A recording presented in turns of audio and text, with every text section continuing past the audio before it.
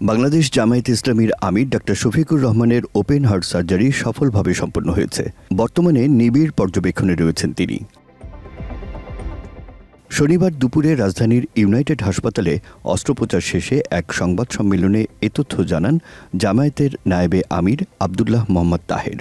এনজিওগ্রামে ওনার 4টি ব্লক ধরা পড়েছিল এবং ব্লকগুলোর অবস্থানগত কারণে আমরা ওপেন হার্ট সার্জারি করাটাকেই প্রেফার করেছেন।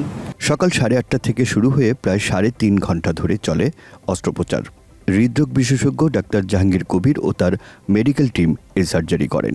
এক ধরনের পরামর্শ ছিল যে ওনাকে বিদেশে গিয়ে ওপেন হার্ট সার্জারি করার জন্য, কিন্তু আমির জামাত নিজে বিদেশে যেতে চাননি এবং উনি বলছেন উনি বাংলাদেশে করতেন।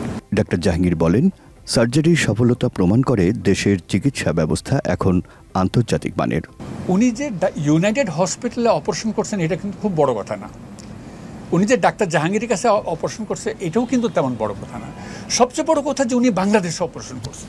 গত 19 জুলাই ঢাকায় এক সমাবেশে অংশ নেওয়ার সময় হঠাৎ অসুস্থ হয়ে পড়েন জামায়াত আমির। এনজিওগ্রামে তার হৃৎপিণ্ডের 5টি আর্টারিতে ব্লক ধরা পড়ে।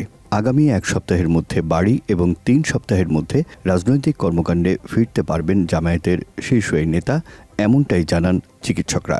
জামায়াত আমির এই কদিন নিবিড় পর্যবেক্ষণে থাকবেন জানিয়ে তার দ্রুত আরোগ্য কামনায় দেশবাসীর কাছে দোয়া চেয়েছে দলটি। রাকিব জুয়েল, বাংলা এডিশন।